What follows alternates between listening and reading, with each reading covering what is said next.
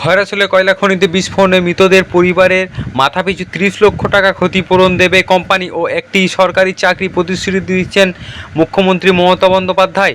এই তথ্য জানিয়েছেন বীরভূমে অতিরিক্ত জেলা পুলিশ সুপার বোলপুর রানা মুখোপাধ্যায়। যদিও এই ঘটনায় এনআইএর দাবি তুলেছেন দুবরাজপুরের বিজেপি বিধায়ক অনুপ সাহা।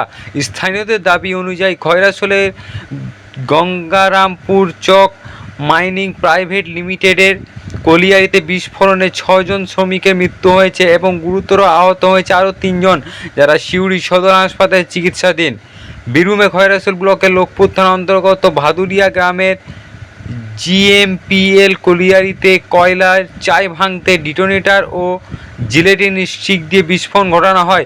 স্থানীয় পুলিশ সূত্রে জানা যায়, অসাবধানতার কারণে বিস্ফোরণটি ঘটে, যার ফলে জিলেটিন স্টিকের গাড়িও উড়ে যায়। ঘটনায় 6 জন শ্রমিকের মৃত্যু হয়। মৃতদের মধ্যে রয়েছেন জয়দেব মুর্মু, সোমলাল হেমব্রম, মঙ্গল মারান্ডি, পলাশ হেমব্রম, রবিলাল মুর্মু সহ আরও অনেকে।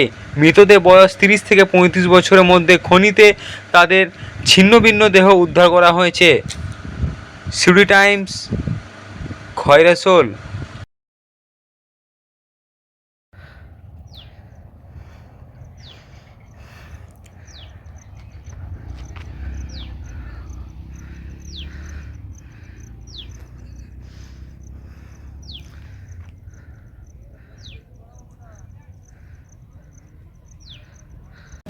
আজকে এখানে দুর্ঘটনা ঘটেছিল। আপনারা জানেন যে এখানে গঙ্গারাম চকের যে কয়লা খাদান আছে সেখানে ব্লাস্টিং ঘটে এবং সেই ব্লাস্টিং ঘটাতে 8 জন শ্রমিক এখানে স্পট ডেথ হয়েছে। এমনভাবে স্পট ডেথ হয়েছে দেখার একেবারে ইয়ে নয়। তো আজকে আমরা এটা দাবি ছিল, আমাদের অনেকক্ষণের দাবি ছিল যেটা কম্পেনসেশন দিতে হবে এবং কম্পেনসেশন তারা 30 লাখ টাকায় রাজি হয়েছে পার ব্যক্তি এবং একটা করে সরকারি চাকরি।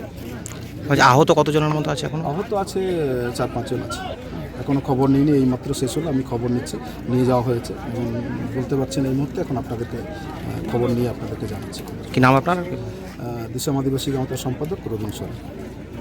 আজকের এই ঘটনায় আপনি যেহেতু এখানকার জনপ্রতিনিধি, সেই হিসেবে আপনি কি রিপোর্ট করছেন?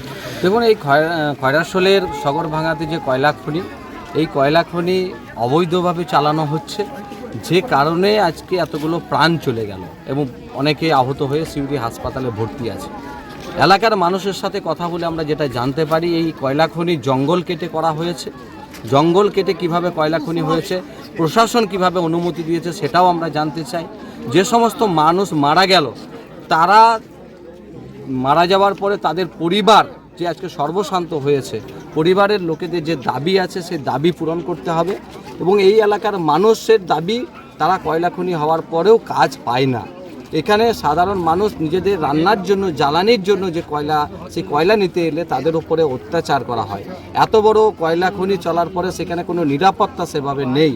আজকে বিস্ফোরক বোঝাই গাড়ি আজকে কিভাবে ওপেন আসছে প্রশাসনের মদতে।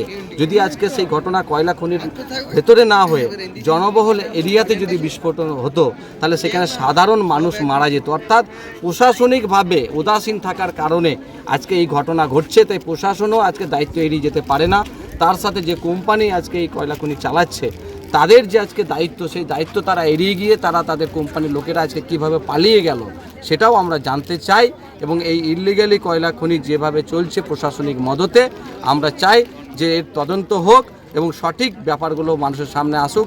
যারা দোষী আছে তাদের শাস্তি হোক এবং যারা মারা গেছে, যারা আহত হয়েছে, পরিবারের দাবি অনুসারে তাদের দাবি পূরণ হোক। বলছি, এখনো অবধি কতজন হাসপাতালে ভর্তি আছে? এখন হসপিটালে খবর নেওয়ার পরে আমরা জানলাম 3 জন আহত হয়ে ভর্তি আছে, একজনের ওটি হয়েছে, 2 জনের ট্রিটমেন্ট চলছে, 3 জনই এখনো পর্যন্ত বেঁচে আছে। আর যারা মারা গেছে তাদের বডিগুলো সমস্ত ছিন্ন বিচ্ছিন্ন আছে। তাদের সঠিক এখনো নাম বা তাদের কে কোন গ্রামে সেটাও এখন জানা যাচ্ছে না।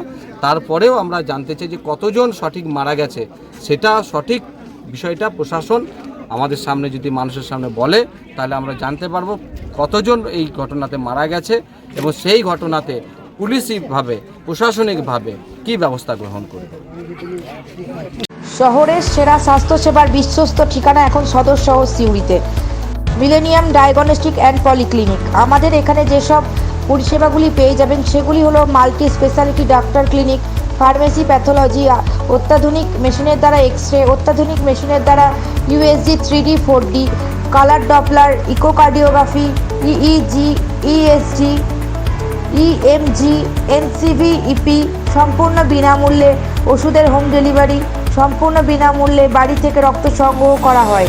আমাদের ঠিকানা সিউড়ি লালদিঘিপাড়া, বীরভূম, সিউড়ি সদর হাসপাতালের কাছে। আরও তথ্যের জন্য আমাদের সাথে যোগাযোগ করুন এই নম্বরে 6297002375 অথবা 9734140001 এই নম্বরে।